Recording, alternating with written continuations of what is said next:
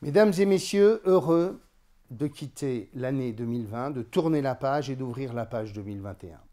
L'année 2020 a été terrible et extrêmement dure, dure pour celles et ceux qui ont perdu un des leurs, notamment frappés par le Covid, dure pour ceux qui nous ont évité l'effondrement, je pense notamment au personnel de santé ou ceux qui assument les services publics essentiels, dure aussi pour les conséquences économiques de cette crise sanitaire et pour ses conséquences sociales. Je pense à tous ces commerçants, tous ces artisans, tous ces chefs d'entreprise, tous ces salariés qui ont vu leur destin basculer durant l'année 2020. Je n'oublie pas non plus à quel point ça a été extrêmement difficile pour le monde de la culture et du sport.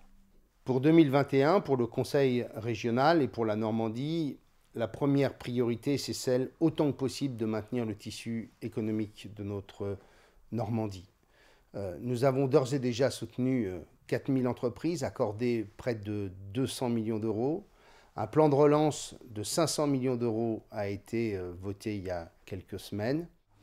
Nous devons tout faire pour faire en sorte que les conséquences économiques et sociales de la Covid soient les moins brutales possibles pour un tissu économique qui se portait de façon absolument exceptionnelle depuis 3 ans.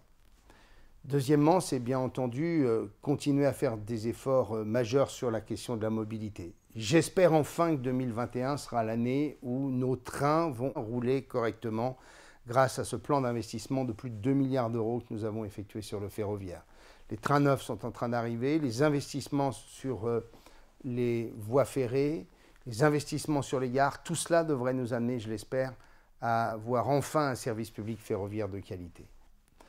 Troisième sujet absolument clé, tirer les conséquences du GIEC normand et de ses conclusions sur les conséquences du réchauffement climatique à l'échelle de notre région. Il y a des perspectives importantes que nous devons tous décliner, acteurs économiques, mais aussi collectivités locales et bien sûr collectivités régionales.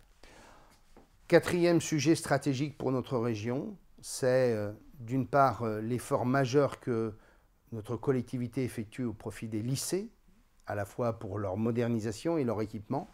À la rentrée prochaine, chaque lycéen de seconde aura un ordinateur portable et pourra donc bénéficier d'un enseignement avec les outils numériques associés. Et c'est aussi pour Caen, pour Rouen et pour Le Havre, des investissements majeurs dans leurs 3 campus, le Madrier, Epopéa, le déplacement de l'IUT de Caucriauville, faire en sorte que nos universités soient plus rayonnantes et plus attractives et que nos jeunes Normands puissent rester dans notre région pour étudier. Enfin, dernier sujet, continuer à déployer toute une série d'événements, un grand événement sur la gastronomie, le Festival de l'excellence normande que nous avons été obligés d'annuler cette année, et puis, je l'espère aussi, votre présence lors des grands événements nautiques comme la course du Fastnet à Cherbourg.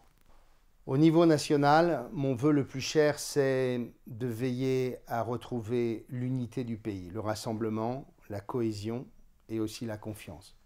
Inutile dès lors d'engager le pays dans des débats politiques ou des manœuvres politiques comme celle sur le référendum sur l'urgence climatique, qui n'est absolument pas nécessaire juridiquement parlant.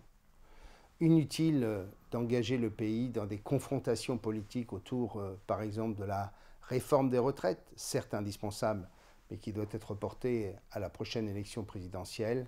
En revanche, utile de permettre à notre pays de sortir de son modèle jacobin et technocratique et de faire confiance au territoire pour porter une partie des politiques. Alors, mesdames et messieurs, bonne année 2021 et que 2021 soit le moment où enfin on puisse s'embrasser, se serrer la main, partager des moments d'amitié à la terrasse d'un café, où on puisse se retrouver dans un bon restaurant ou dans une brasserie, où on puisse aller au théâtre, au cinéma, qu'on puisse partager enfin des moments de gaieté, des moments festifs, des moments de joie, qu'on retrouve en quelque sorte l'art de vivre à la française. Bonne année 2021.